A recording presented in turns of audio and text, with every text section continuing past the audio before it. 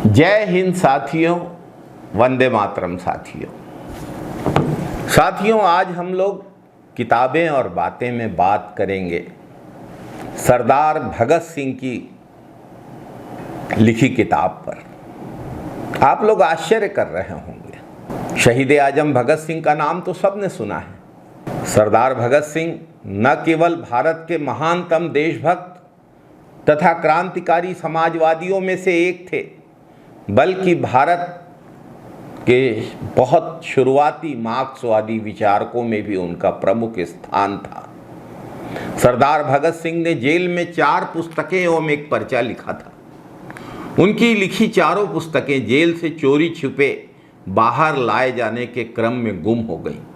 शहादत के कुछ दिनों पहले या शायद हफ्ते भर पहले लिखे गए पर्चे मैं नास्तिक क्यों हूँ और ड्रीमलैंड की भूमिका सौभाग्य से उनके पिता के हाथों चोरी छुपे जेल से बाहर आ गए। भगत सिंह के पिता ने इस परिचय का प्रकाशन जून 1931 में साप्ताहिक अखबार द पीपल में कराया था। एक बुजुर्ग क्रांतिकारी लाला राम शरण दास ने अपनी कविता की पुस्तक द ड्रीमलैंड की भूमिका लिखने के लिए भगत सिंह से अनुरोध किया था। यह दोनों आलेख मैं नास्तिक क्यों हूं और ड्रीमलैंड की भूमिका भगत सिंह की तीक्ष्ण बुद्धि, गहन अध्ययन और जटिल विषयों पर उनकी समझ और इन बातों को आम लोगों के समझने लायक भाषा में व्यक्त करने की क्षमता को दर्शाते हैं। भगत सिंह जी की 100वीं जयंती और उनकी शहादत के 75वें वर्ष की याद में उनके इन 2 आलेखों को 2007 में प्रोफेसर विपिन चंद्र की भूमिका के साथ प्रस्तुत करते हुए नेशनल बुक ट्रस्ट ने स्वयं को गौरवान्वित महसूस किया था। आज हम लोग भगत सिंह जी के लिखे आलेख ड्रीमलैंड की भूमिका पर किताबें और बातें में चर्चा करेंगे। यह एक सुखद संयोग है कि किताबें और बातें में हम किसी किताब के बारे में बात करते हैं और ड्रीमलैंड की भूमिका नामक आलेख में भगत सिंह जी अपने करीबी मित्र लाला राम शरण दास की किताब ड्रीमलैंड के बारे में चर्चा करते हैं। इससे ज़्यादा सार्थक एपिसोड किताबें और बातें का क्या हो सकता है। भगत सिंह जी लिखते हैं, मेरे करीबी दोस्त लाला राम शरण दास ने मुझे अपनी काव्य कृति ड्रीमलैंड की भूमिका लिखने के लिए कहा है। राजनैतिक क्षेत्र में ड्रीमलैंड का स्थान अत्यंत महत्वपूर्ण है। आज के हालात में वह क्रांतिकारी आंदोलन के जरूरी खालीपन को भरती है। वास्तव में हमारे देश के सभी राजनीतिक आंदोलन में जिन्होंने हमारे आधुनिक इतिहास में कोई न कोई महत्वपूर्ण भूमिका निभाई है, उस आदर्श की कमी रही है जिसकी प्राप्ति उसका लक्ष्य था। क्रांतिकारी आंदोलन भी इसका अपवाद नहीं है।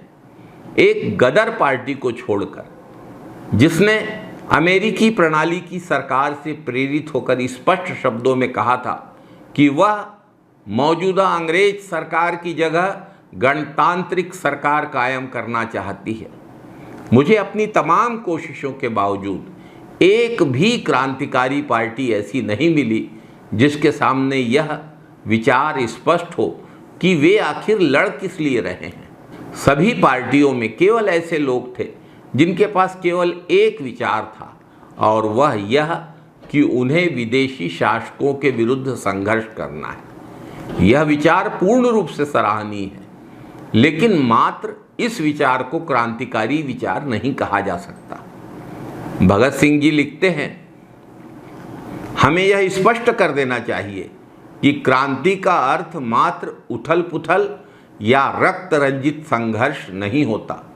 क्रांति में मौजूदा हालात यानी सत्ता को पूरी तरह से ध्वस्त करने के बाद एक नए और बेहतर स्वीकृत आधार पर समाज के सुव्यवस्थित पुनर्निर्माण का कार्यक्रम अनिवार्य रूप से अंतर्निहित रहता है।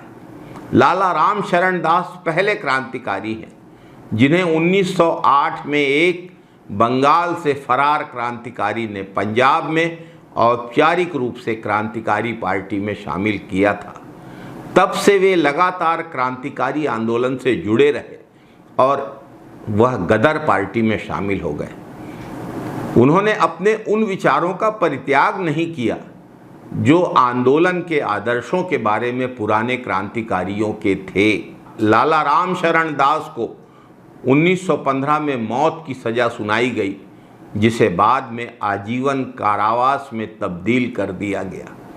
लाला रामशरण दास ने पूरे 14 वर्ष जेल में काटे। यह कविता उन्होंने दक्षिण भारत की किसी जेल में लिखी थी। लेखक की उस समय की मानसिक स्थिति और संघर्ष का कविता पर स्पष्ट प्रभाव है, जो इसे और भी अधिक सुंदर और दिलचस्प बना देता है। लेखक ने जिस समय इसे लिखने का निश्चय किया था, उस समय वह निराशापूर्ण मनोभावों के विरुद्ध कठिन संघर्ष कर रहा था। उन दिनों जब बहुत से लोग माफीनामा देकर छूट चुके थे और सबके साथ साथ उसके यानी लेखक के सामने भी बड़े बड़े लालच थे। पत्नी और बच्चों की मधुर लेकिन दुखदायी यादें उसको अपनी मुक्ति की आकांक्षा को और अधिक मजबूत करने के लिए मजबूर कर रही थी। ऐसे हालात में लेखक को इन बातों के हिम्मत पस्त करने वाले प्रभाव के विरुद्ध कठिन संघर्ष करना पड़ा था और लेखक ने अपना ध्यान इस रचना कार्य की ओर मोड़ दिया था। जो सामान्य विचार हमारे देश में मौजूद हैं, वे लेखक द्वारा अभिव्यक्त विचारों के अनुरूप अधिक हैं।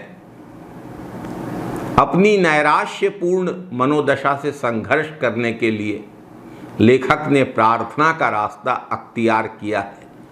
यह इस बात से स्पष्ट है कि पुस्तक का आरंभ पूरी तरह से ईश्वर, उसकी महिमा के वर्णन और उसकी परिभाषा को समर्पित है।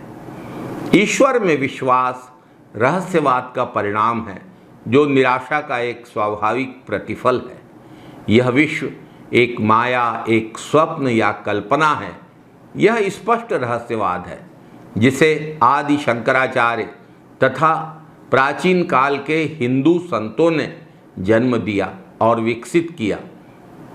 लेकिन भौतिकवादी दर्शन में इस चिंतन पद्धति के लिए कोई स्थान नहीं है। लेखक का रहस्यवाद लेकिन फिर भी किसी भी तरह से हेय या खेदजनक नहीं है। लेखक के रहस्यवाद का अपना सौंदर्य और आकर्षण है। लेखक के विचार अत्यंत उत्साहप्रद हैं। सुनिए द ड्रीमलैंड की एक कविता। नींव का पत्थर बनो, अनजाने आघात अपने सीने पर सहो खुशी खुशी। विशाल भारी भरकम इमारत का बोझ सहो, पालो आश्रय कष्ट सहने में। मत करो ईर्ष्या शीर्ष पर जड़े पत्थर से, जिस पर उड़ेली जाती हैं सारी लौकिक प्रशंसा। अंग्रेजी में यह कविता कुछ इस तरह है। Be a foundation stone obscure and on the breast cheerfully bear the architecture vast and huge. In suffering find true refuge, and why not the plastered top stone on which all worldly praise is thrown. असल बात जिसका the dreamland के लेखक कवि लाला रामशरण दास ने वर्णन किया है, वह एक क्रांतिकारी की मानसिकता है। लाला रामशरण दास जी क्रांतिकारी पार्टी के सदस्य थे। उन्हें कई हिंसात्मक कार्यों के लिए जिम्मेदार ठहराया गया था, लेकिन इससे किसी भी तरह से यह साबित नहीं होता कि क्रांतिकारी विनाश में सुख अनुभव करने वाले खून के प्यासे राक्षस होते हैं। पढ़िए उनकी यह कविता। अगर जरूरत हो ऊपर से उग्र बनो, लेकिन रहो हमेशा नरम अपने दिल में।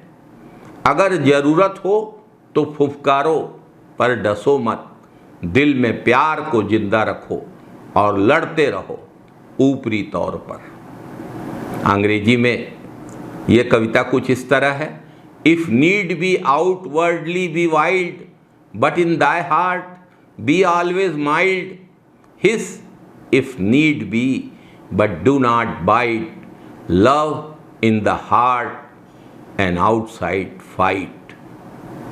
संरचना के लिए विनाश जरूरी ही नहीं, अनिवार्य भी है।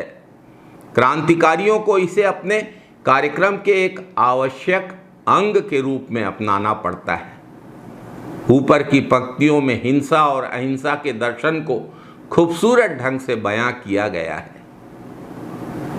लेनिन ने एक बार गोर्की से कहा कि उन्हें ऐसा संगीत सुनने को नहीं मिला है जो सारी नाड़ियों और शिराओं को झकझोर दे और जिसे सुनकर कलाकार का सर थपथपाने की इच्छा पैदा हो जाए। लेकिन लेनिन ने आगे कहा था कि यह समय सिर थपथपाने का नहीं है, यह समय हाथों से खोपड़ियों को तोड़ने का है, क्योंकि यह क्रांति का समय है। हालांकि हमारा अंतिम उद्देश्य हर प्रकार की हिंसा को समाप्त करना है। एक समान आवश्यकता के रूप में हिंसात्मक साधनों का उपयोग करते हुए क्रांतिकारी भी ठीक ऐसा ही सोचते हैं। आगे ड्रीमलैंड में लेखक धर्म की परस्पर विरोधी विचारधाराओं की समस्या का उल्लेख करता है। कवि सभी धर्मों में सामंजस्य स्थापित करने की चेष्टा करता है, जैसा कि हर राष्ट्रवादी किया करता है। इन सवालों को हल करने का यह तरीका लंबा और गोलमोल है। भगत सिंह आगे लिखते हैं, जहाँ तक मेरा सवाल है, मैं इस मसले को कार्ल मार्क्स के एक वाक्य के द्वारा खारिज कर दूंगा कि धर्म जनता के लिए अफीम है। किसी अन्य व्यक्ति की अपेक्षा क्रांतिकारी इस बात को ज़्यादा अच्छी तरह से समझते हैं कि समाजवादी समाज की स्थापना हिंसा से नहीं हो सकती है, बल्कि समाजवादी समाज को अंदर से प्रस्फुटित और विकसित होना होता है। द ड्रीमलैंड के लेखक इसके लिए एकमात्र अस्त्र के रूप में शिक्षा को अपनाने का सुझाव देते हैं, लेकिन हर आदमी इस बात को आसानी से समझ सकता है कि भारत की मौजूदा अंग्रेज सरकार और दरअसल सभी पूंजीवादी सरकारें न केवल ऐसी कोशिशों की मदद नहीं करेंगे, बल्कि इसके विपरीत प्रयत्नपूर्वक ऐसी कोशिशों का दमन करेंगे। हम क्रांतिकारी लोग सत्ता पर कब्जा करने और एक क्रांतिकारी सरकार के गठन का प्रयास इसीलिए कर रहे हैं। एक ऐसी सरकार जो जन शिक्षा के लिए अपने सभी साधनों का इस्तेमाल करेगी। सत्ता पर अधिकार करने के पश्चात क्रांतिकारी सरकार द्वारा रचनात्मक कार्यों के लिए शांतिपूर्ण तरीके अपनाए जाएंगे और बाधाओं को कुचलने के लिए शक्ति का प्रयोग भी किया जाएगा।